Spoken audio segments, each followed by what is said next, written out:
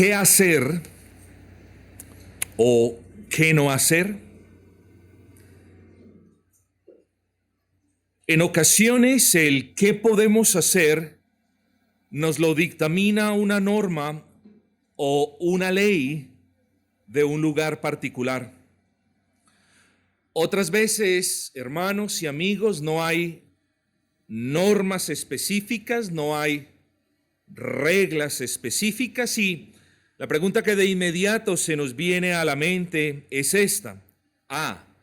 Como no hay una directriz, como no hay una prohibición, como no hay una norma, ¿puedo hacer entonces lo que quiera? A tal pregunta creo que todos conocemos la respuesta. Si usted entra a mi casa, estimado hermano, y no ve en la puerta de mi casa un letrero exhaustivo, detallado, de las prohibiciones que hay en mi casa, ¿cree usted que porque esas prohibiciones no están allí, usted puede entrar a mi casa a hacer lo que usted quiere hacer? El hecho de que no exista un letrero de prohibición con todas las prohibiciones posibles, el hecho de que no exista un letrero donde encontramos de manera exhaustiva todas aquellas cosas que no podemos hacer, no significa que las podamos hacer. No significa que estamos en el derecho de hacer las cosas. Es que nadie me dijo, o es que ninguna autoridad me lo prohibió. No, tengamos cuidado con esa manera de razonar. Ya van a ver hacia dónde me dirijo. ¿Usted sabe comportarse en su casa? ¿O permite que quien entra a su casa haga lo que quiera en su casa? Usted sabe cómo comportarse en el trabajo, usted lo sabe muy bien, hay unas normas. De tal manera que le aseguro que usted en su trabajo no hace lo que usted quiera. Estoy en lo correcto, ¿no es así? El punto de hacerles estas preguntas, cuyas respuestas ustedes conocen muy bien, es este. ¿Por qué, si usted es cristiano, a menudo se le olvida que debe andar de una manera digna y decorosa? ¿Por qué, si usted es cristiano, a menudo se le olvida que hay unas normas en la iglesia que no son normas humanas, sino divinas, y que estas normas están tan claras que el mensaje es: no puedo hacer en la casa del Señor lo que yo quiera? ¿No es así? No obstante, la iglesia es el lugar que sufre a menudo el descuido de quienes la componen. ¿No es cierto, hermanos, que nosotros los creyentes tenemos un llamamiento especial de parte de nuestro Dios, claro, por su bendita palabra?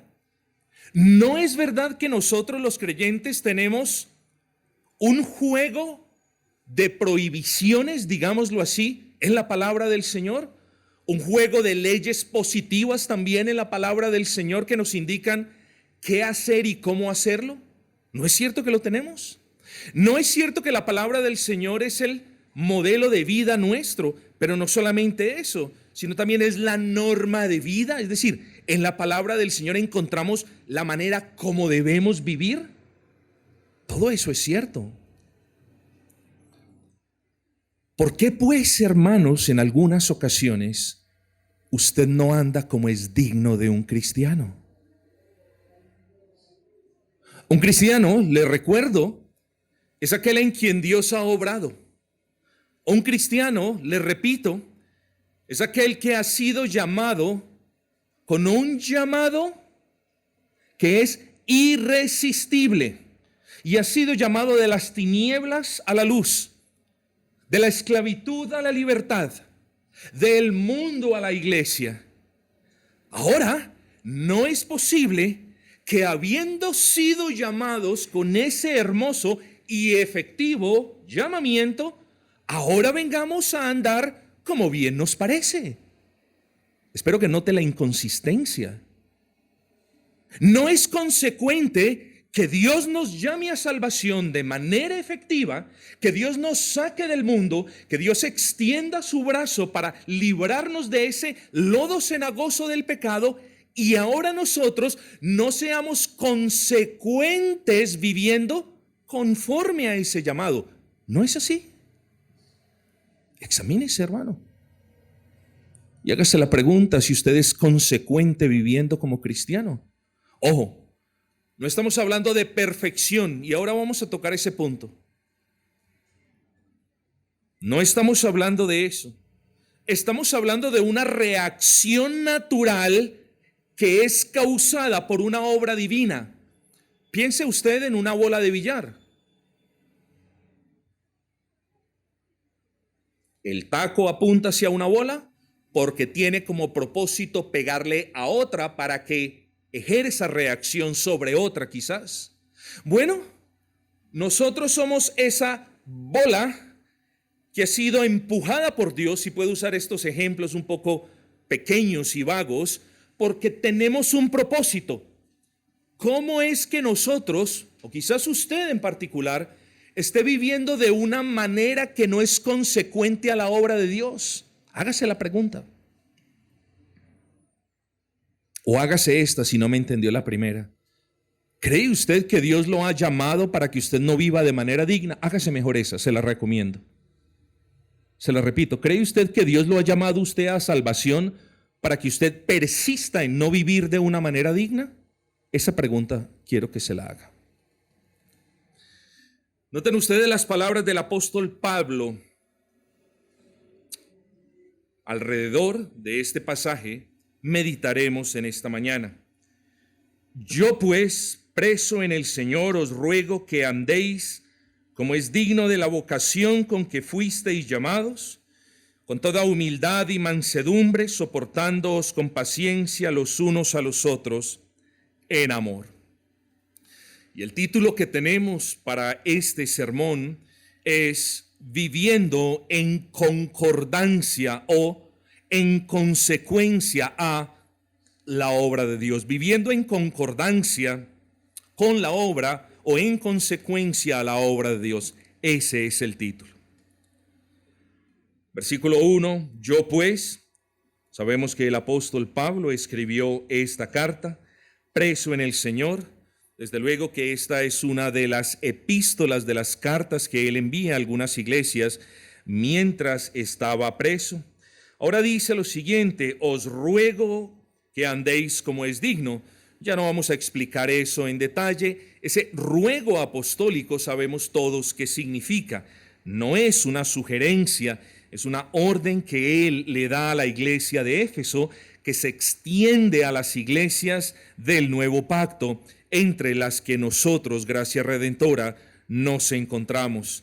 Aquí tenemos un ruego particular de Pablo para con los efesios, pero aquí tenemos un llamado directo de Dios para con nosotros.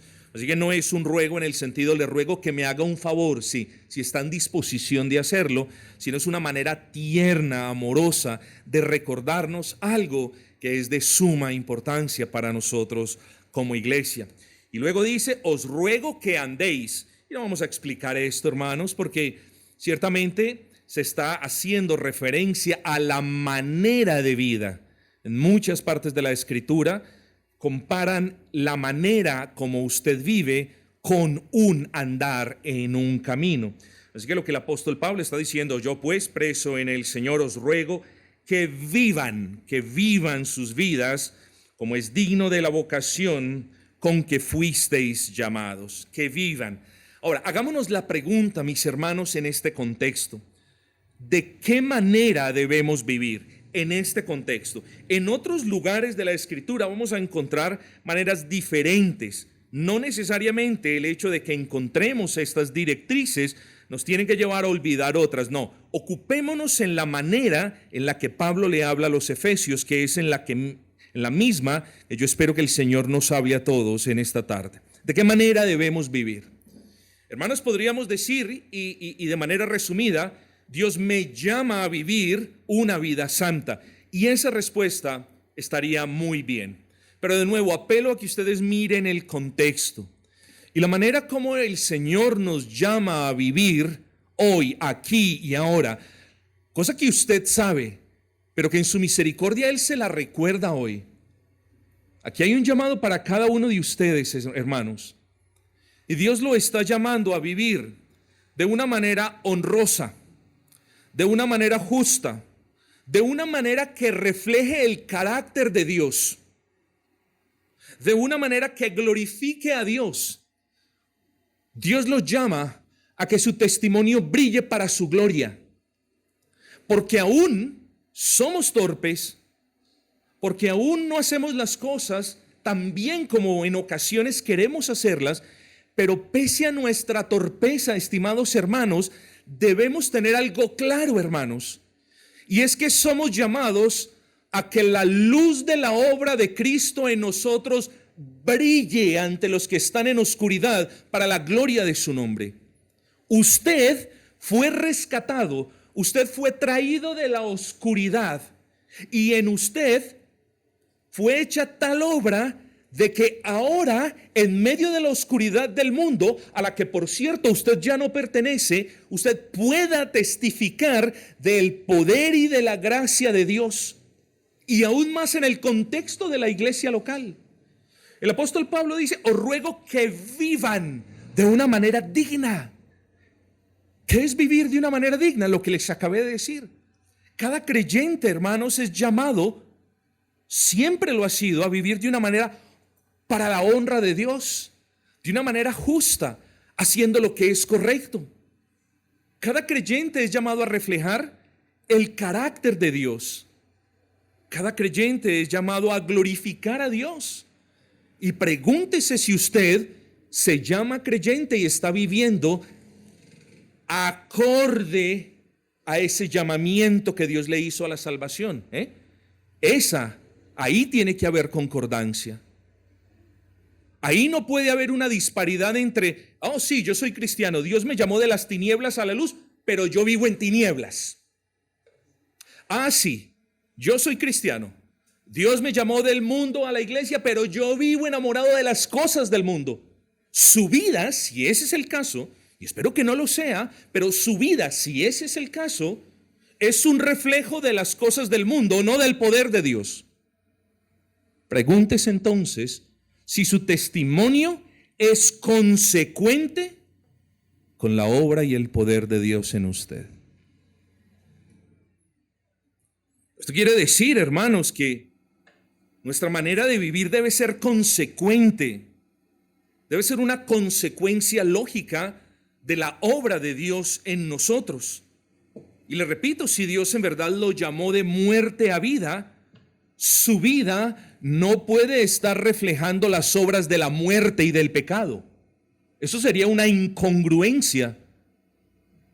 Y Dios a lo que nos está llamando es a que nuestro testimonio, nuestra vida, nuestro caminar en Cristo sea una consecuencia natural del poder de Cristo. Si Dios en verdad lo llamó a usted de la esclavitud a la libertad, su vida no puede estar reflejando las obras de esclavitud. ¿Qué gloria dará su testimonio a Cristo?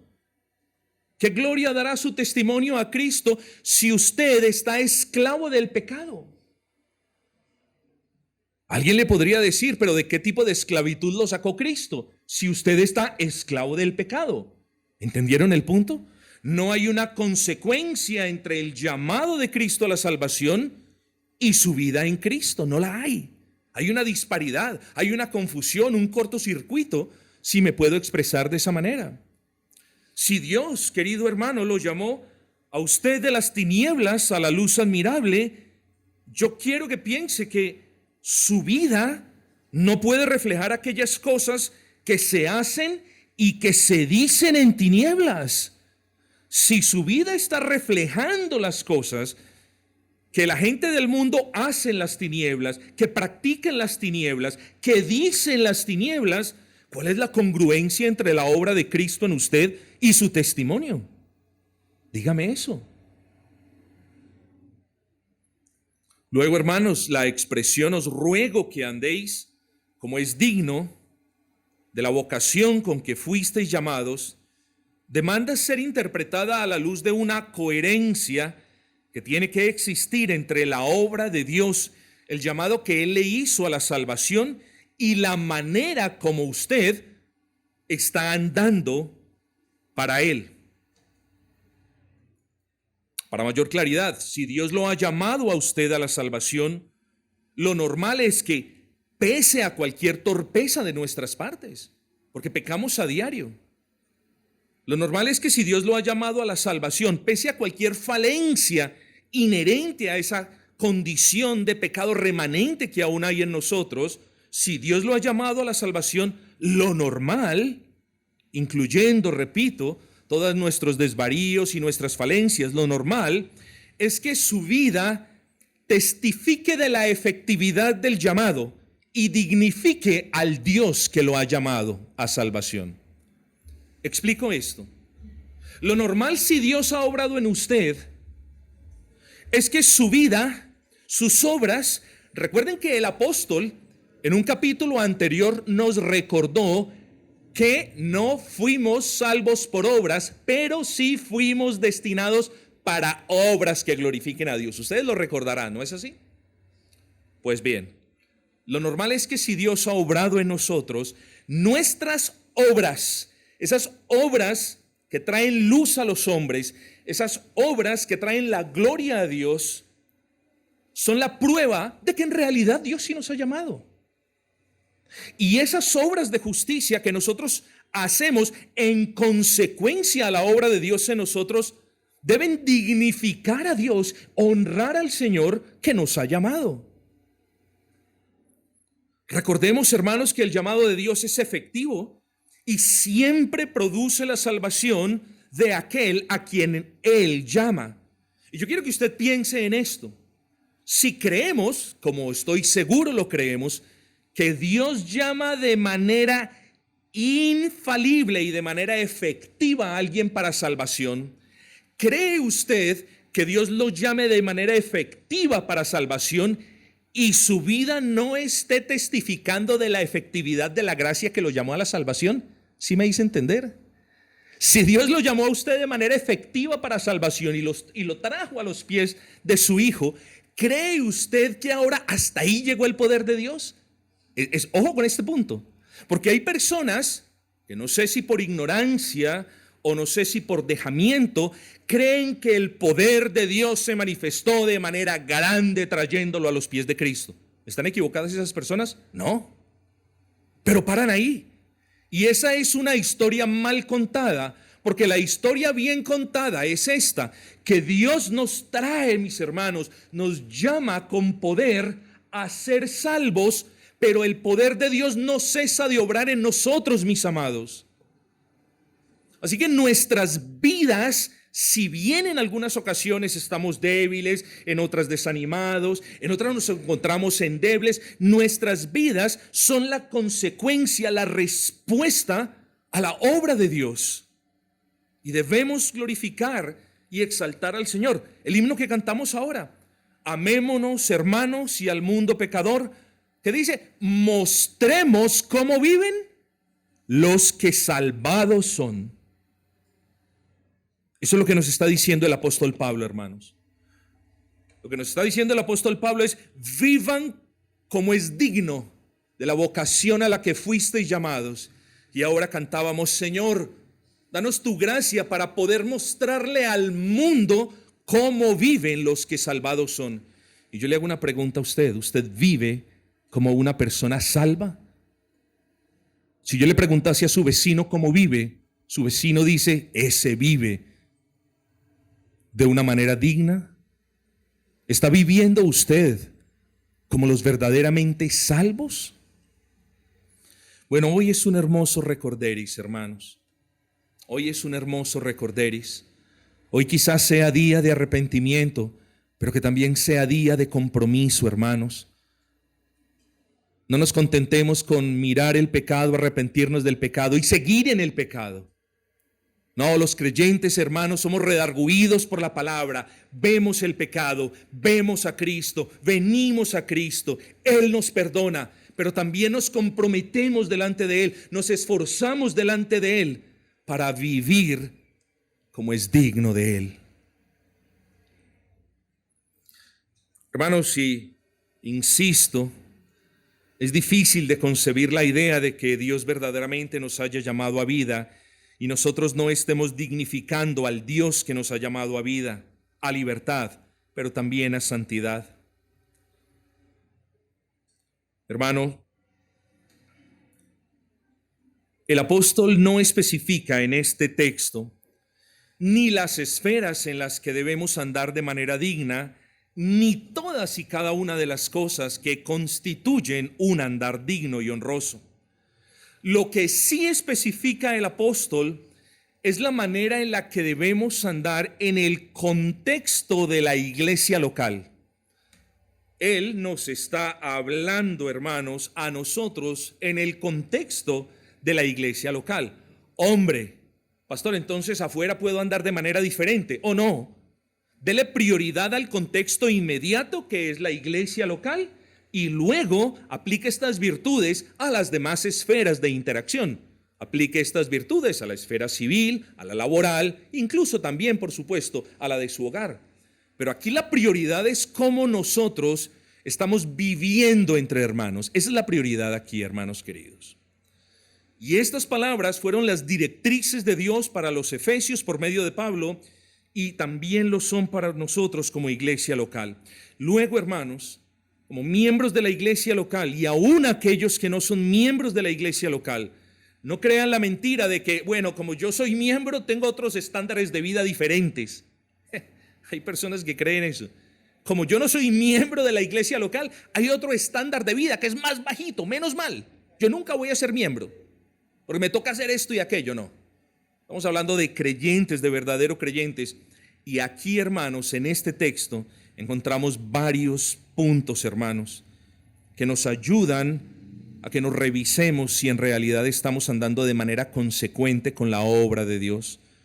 ¿Somos llamados a vivir en concordancia con la obra de Dios en nuestra iglesia local? Y a la pregunta, ¿cómo vivo yo de manera digna para el Señor entre mis hermanos? Versículo 2, comienza Pablo a elaborar el punto. Dice, con toda humildad y mansedumbre, soportándoos con paciencia los unos a los otros en amor. Con toda humildad. Y quiero hablar de la humildad en este momento. Qué difícil sería hablar de humildad si no tuviera una limpia conciencia de que soy humilde, hermanos. Qué difícil. Porque la humildad es una gracia, pero sobre todo la humildad es una manera de vida. La palabra que usa Pablo aquí como humildad proyecta la idea de pequeñez, de alguien que sin importar los dones que Dios le ha dado, piensa de sí mismo como alguien que fuera poca cosa. Esa es la idea que proyecta la palabra. Pablo nos dice de que nosotros debemos interactuar con todas las personas, pero con los hermanos de manera humilde. Y cuando yo interactúo con un hermano, ¿cierto? Si quiero agradar al Señor, si yo estoy siendo consecuente con la obra de Dios que Él hizo en mí, entonces yo debo, cuando interactúo con el hermano, pensar de mí mismo de una manera modesta y discreta. Humilde es aquel creyente que busca la gloria de Cristo por encima de cualquier don o habilidad que él tiene. Humilde es la persona que desea que Cristo sea exaltado en él y no que le den las gracias a Él por algo que hizo. Humilde es el que quiere hablar del nombre de Cristo por encima de que otros hermanos mencionen su nombre. Humilde es aquel creyente que sabe que las capacidades que tiene puede que sean más de las que Dios le ha dado a otros hermanos, pero que no busca que su propia luz irradie, impresione o encandile a otros hermanos. Tenga eso en cuenta. Una persona humilde no está mostrando su luz, ni sus habilidades, ni sus destrezas, hermanos. Las usa de manera modesta para la gloria de Dios. Y aquí todos somos llamados a la humildad, hermanos. Todos, sin excepción alguna. Porque Dios desprecia al altivo, pero da gracia al humilde. Y una de las cuestiones más horrendas que podemos encontrar en la Escritura es el orgullo, que es el antónimo o el contrario de la humildad. Humilde es aquel que siempre quiere aprender de las personas, quiere aprender del sermón. No, yo me lo sé todo. Las cosas son muy básicas, yo ya lo sé todo. No tengo necesidad. Si el Señor me habla hoy, bien, pero si no, yo domino la teología. Ya todo lo tengo claro. Eso no es humildad, hermanos. Y a la casa de Dios venimos con humildad, porque Él es todo y nosotros somos poca cosa, hermanos. A la casa de Dios no venimos a exhibirnos, ni a exhibir los dones, ni las gracias. Venimos a ponerlas a que sirvan al Dios que nos las ha dado. A la casa de Dios no venimos a impresionar a nadie, ni a que hablen de nosotros, sino que venimos a glorificar a Cristo y a exaltar su nombre. A la casa de Dios no venimos a buscar protagonismo, ni lugares de eminencia. Venimos a hacernos siervos como Él lo fue para salvarnos.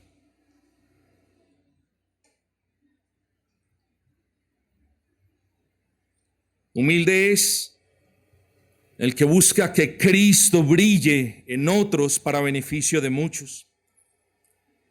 Un hermano humilde es un hermano discreto con lo que sabe y no está queriendo hablar de lo que sabe para impresionar a otros. Un hermano humilde es alguien que piensa de sí mismo con modestia, con recato, con sencillez, con moderación, porque hay otros que saben más que él. Un hermano humilde quiere aprender de otros. Un hermano humilde quiere escuchar a otros. Un hermano humilde quiere ser de bendición para otros, pero lo hace escondiéndose tras la cruz de Cristo, no anteponiéndose para que lo vean a Él y no al Señor. Hermanos, el apóstol les ruega a los efesios a que abracen esta instrucción, porque para el mundo el orgullo y la notoriedad son la norma de vida, pero no lo puede ser, o bueno, no lo podía serlo ni para los efesios, ni puede serlo para nosotros. Nuestra norma de vida es la humildad, hermanos. No una falsa humildad, que es aquella que los orgullosos pretenden mostrar para ser humildes. Eso es falsa humildad. Y Dios nos castigará si es que, siendo orgullosos, nosotros nos estamos presentando de manera humilde delante de los hermanos. Eso lo castiga Dios severamente. Nuestra norma de vida es la humildad, hermanos. La humildad como la de nuestro Señor, hermanos. ¿No nos dice Santiago, recibid con mansedumbre la palabra implantada? Porque vienes aquí sabiéndolo todo. Porque vienes aquí creyendo que todo lo sabes. Recibid con mansedumbre la palabra implantada. El orgulloso dice, ya lo sé. El orgulloso dice, no lo necesito. El orgulloso dice, yo lo sé mejor. El humilde dice, Señor, implanta tu palabra en mi corazón, porque quiero vivir conforme tu llamamiento. Eso hace el humilde. ¿No dice Pablo en Colosenses, vestidos de humildad? Es decir, que los atavíos de sus almas sean humildad. La única persona que no puede vestirse de humildad es aquella que está complacido con los destellos y las lentejuelas de su orgullo. Los demás vemos la necesidad de vestirnos de humildad. ¿No le dice Pablo a Timoteo, huye de estas cosas y sigue la justicia, la piedad, la fe, el amor, la paciencia y la mansedumbre?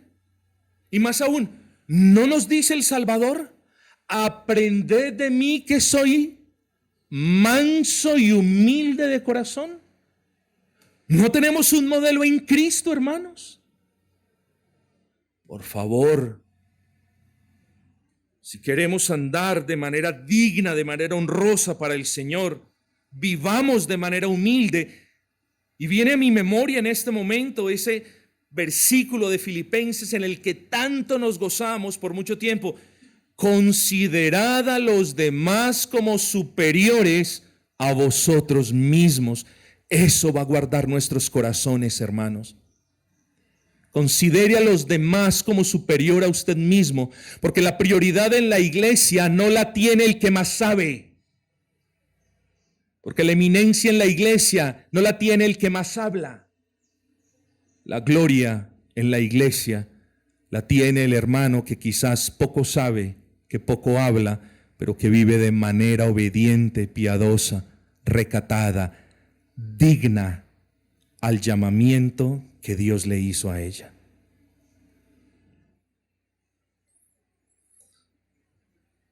Aprended de mí, dice Cristo, que soy manso y humilde de corazón. A muchos de ustedes quizás les haga falta humildad, excepto a uno. ¿Saben a quién no le hace falta más humildad? No le hace falta más humildad a aquel que piensa que no la necesita para escuchar un sermón porque todo lo sabe. No le hace falta más humildad a aquel que piensa que pensar de sí mismo de manera modesta es falso porque él es brillante. Esa persona no necesita humildad. Los demás sí la necesitamos, ¿no es así? Los demás debemos mirar más a Cristo y aprender más de Cristo y ser humildes como Cristo, hermanos. Porque si a mí me revuelve el estómago el orgullo, que soy un ser humano que también lucho contra el orgullo, como todos ustedes, de diferentes formas, maneras, ¿cuánto más Dios, hermanos? Así que nunca piense en su orgullo como algo pequeño, porque a la luz de este texto Dios nos está diciendo, el orgulloso no está viviendo conforme al llamado que Dios le ha hecho. Al creyente no se le puede olvidar esto, que mientras que para Dios todos los pecados son asquerosos, hay uno que Él condena de manera muy especial y es el orgullo o la altivez de corazón. Salomón afirma en Proverbios 21:4, altivez de ojos y orgullo de corazón son pecados. Isaías dice que Dios humillará el orgullo de los pecadores y Daniel testifica de lo que le pasó a Nabucodonosor por orgulloso. Mas cuando su corazón se ensoberbeció y su espíritu se endureció en su orgullo, fue depuesto del trono de su reino y despojado de su gloria. Uno de los castigos más grandes, mis hermanos, que Dios le impone al orgulloso, y siento lástima por ellos, y de verdad me duelo por ellos, pero uno de los castigos que Dios impone sobre el orgulloso es que ellos sientan el dolor de que a la final no eran nada. Se derrumba su mundo. todo lo que creían tener en realidad no es nada. Se dan cuenta de que pecaron en contra de Dios. Se duelen por el golpe tan duro porque como se elevaron mucho, el Señor juzgó su orgullo y los dejó caer desde la altura en la que ellos se pusieron. El orgulloso siente dolor cuando es castigado por Dios, porque ahí sí se da cuenta que él no era como él pensaba ser, o ella no era como ella pensaba ser. Hermanos, pero uno de los más grandes dolores del orgulloso es que Dios le quite aquellas cosas por las que se sentía orgulloso. Ese es. Miren a Nabucodonosor. Le quitó todo. Lo puso a comer hierba como los animales del campo. Hasta que, movido por la misericordia del Señor, se dio cuenta que él era nada. Y ahí dejó su orgullo, hermanos, y fue restablecido por el Señor. Yo apelo a ustedes, hermanos, porque no deseo que a ninguno de ustedes le pase lo mismo que a Nabucodonosor. Hoy es día de arrepentimiento, hermanos, y yo les invito a arrepentirse delante del buen Dios que se humilló para que nosotros andásemos de manera consecuente con su poder y obra. Ahora, el apóstol continúa dándoles detalles a los efesios al respecto de cómo es ese andar en concordancia con la obra de Dios. Dice, con toda humildad y mansedumbre. Cuando usted piense en la palabra mansedumbre, no piense en una persona a la que le hieren la mejilla y que luego va y busca la manera de que le tumben los dientes. Eso es mansedumbre. Ya me pegó. Ay, no, pues yo quiero ser manso. Venga aquí. No, hermanos, eso es tontería. Me acordé de una persona que en Inglaterra dijo, eso no es ser manso, sino menso. No sé si es un dicho muy carismático, pero de todas maneras es realidad. Hermanos, mansedumbre es uno de los productos directos de la gracia de la humildad, por lo que no puede ser manso una persona que por la gracia del Señor no es humilde. Mansedumbre, por el contrario, es la gracia de Dios que obra en nuestros corazones, por la que nos concede paz, sosiego y quietud en medio de la provocación o de la ofensa. Y aquí tenemos que hablar de nosotros, hermanos, porque nosotros como iglesia local estamos conformados por pecadores. Yo soy pecador, aunque redimido lo soy, y lo mismo ustedes. Continuamos luchando con ese remanente de pecado. Y cuando el pecado remanente se manifiesta en un hermano en el seno de la iglesia, algunos o varios hermanos podemos sentirnos ofendidos o podemos ofender. Así que la pregunta es, ¿qué debemos hacer en cada caso? Hermanos, los hermanos que fueron ofendidos deben ser mansos. Los hermanos que han sido ofendidos deben apelar a la mansedumbre, pero también el que ha ofendido debe ser manso y escuchar a los hermanos que le llaman la atención, o al hermano o a la hermana, con mansedumbre. En la iglesia se debe hacer gala de la mansedumbre porque es un fruto, un componente del fruto del Espíritu. La persona ofendida debe dirigirse al ofensor en mansedumbre y llamarlo en mansedumbre y exhortarlo en mansedumbre y llamarlo al orden con mansedumbre. Pero esta también es una oportunidad para quien ha ofendido, hermanos, porque él también debe glorificar al Señor escuchando con mansedumbre lo que otro hermano le está diciendo. Así que, hermanos, la iglesia es un conjunto de redimidos por la sangre del Cordero, pero que también luchan con su pecado remanente. Y de seguro ofenderemos a algún hermano sin estar muy conscientes de ello.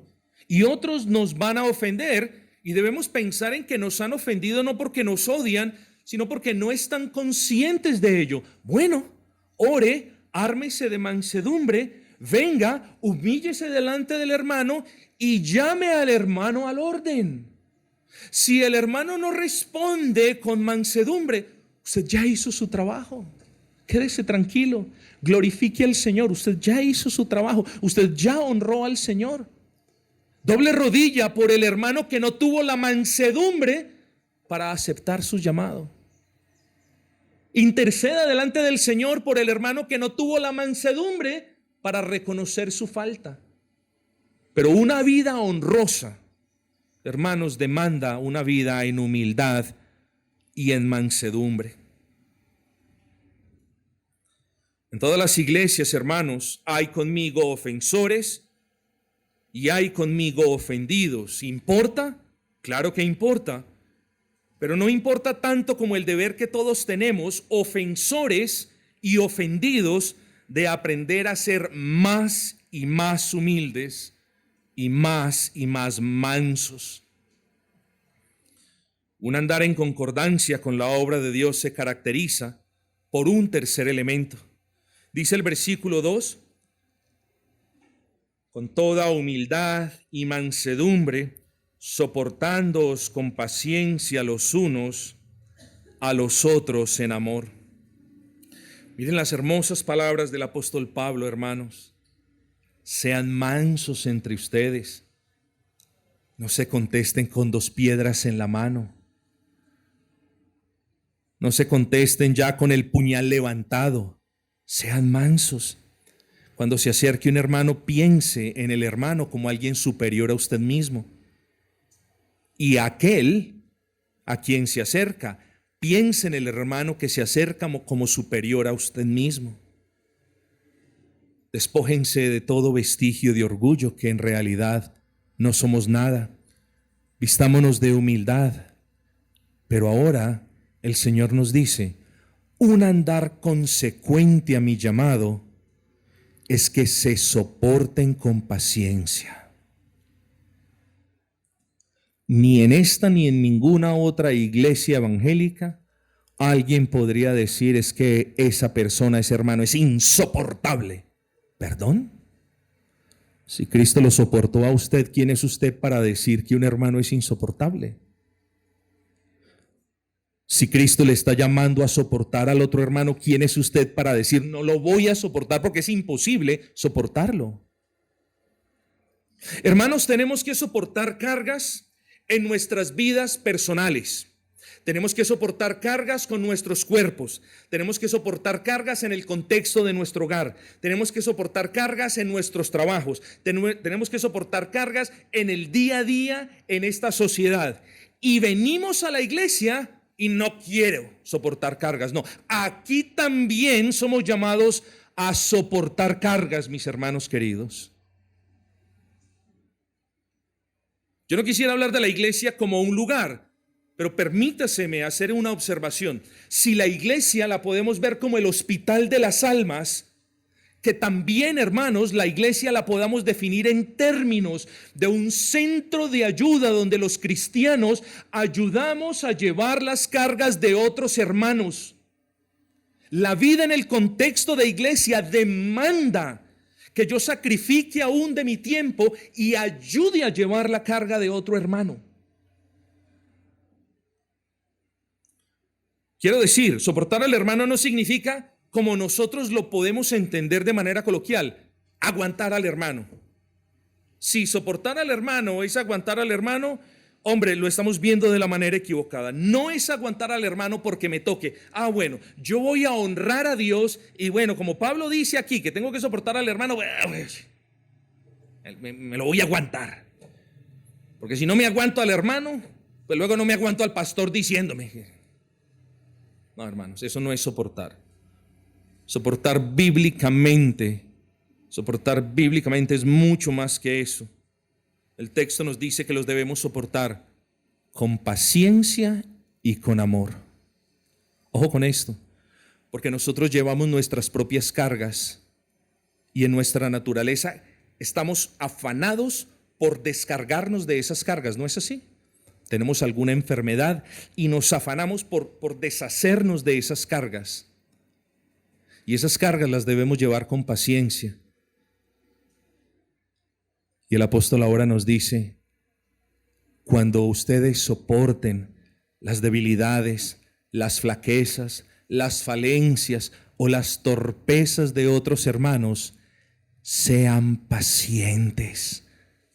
Tomen esa carga, ayúdenle al hermano con su debilidad de manera paciente. No espere un cambio en el hermano de un día para otro.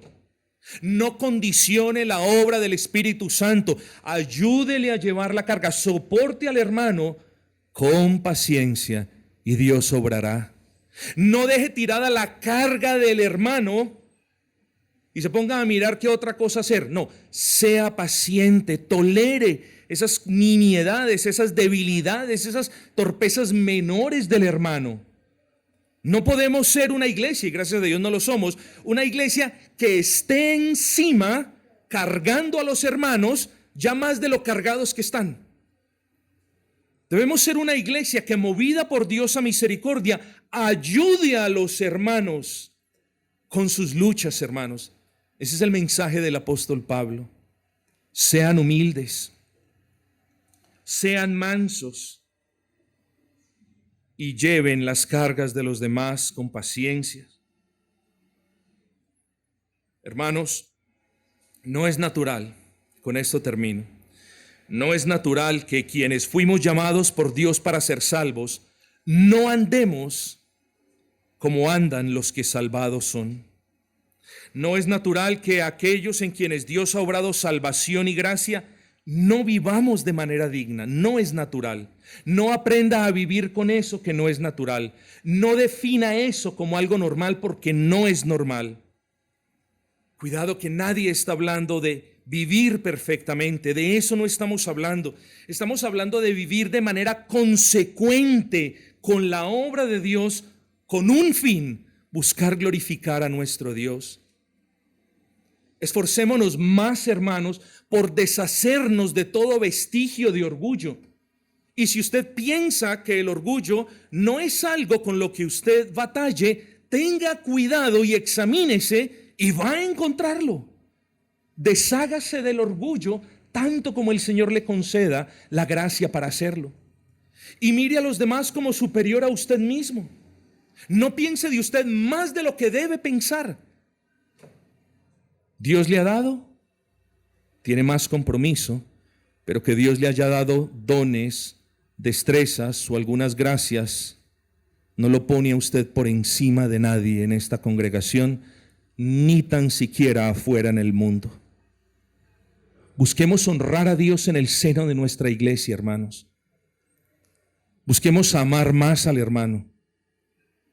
Busquemos mostrarle al hermano, a la hermana, a los demás, que Dios ha obrado en nosotros humildad, que no estamos buscando la proyección, que no estamos buscando que nos miren, que no estamos buscando que nos den las gracias, que no estamos buscando ser presidentes, que estamos buscando ser siervos. A eso nos ha llamado el Señor, hermanos, a todos.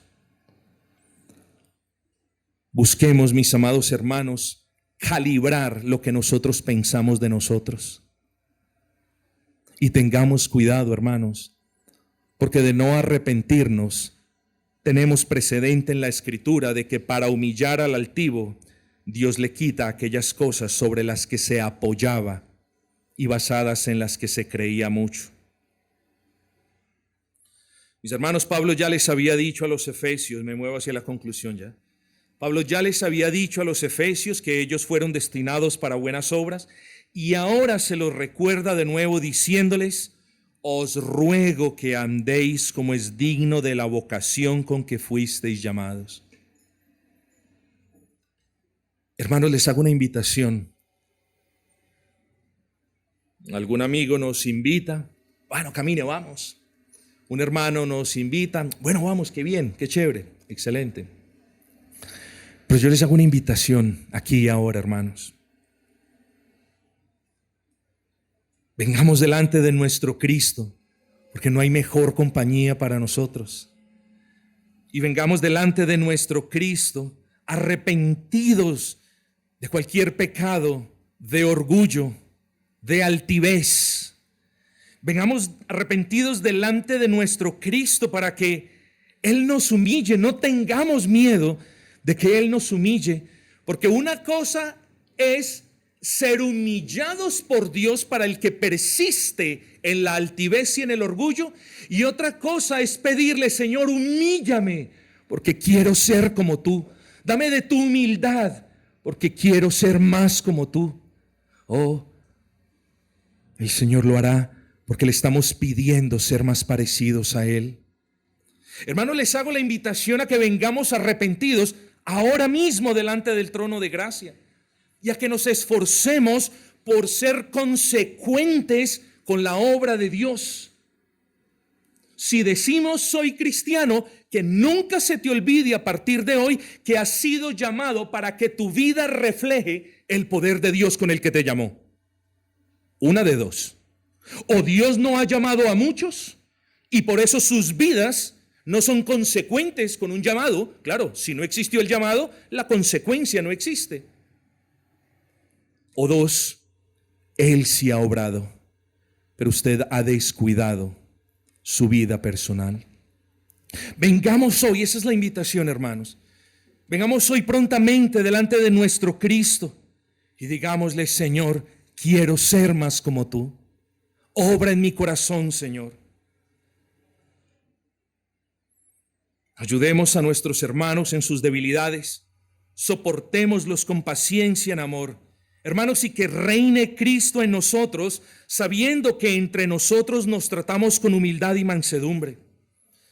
Que el Señor les conceda la gracia a nuestros hermanos para que veamos humildad y mansedumbre en ellos. Que el Señor nos conceda la gracia a nosotros para que nuestros hermanos vean humildad y mansedumbre en nosotros. Y que el Señor nos conceda a todos la gracia para que el mundo vea cómo viven los que salvados son. Que ese sea nuestro propósito y nuestro meditar en el día de hoy, hermanos. Vamos a volver a cantar ese himno 35. Amémonos, hermanos, y al mundo pecador mostremos cómo viven los que salvados son. Himno 35.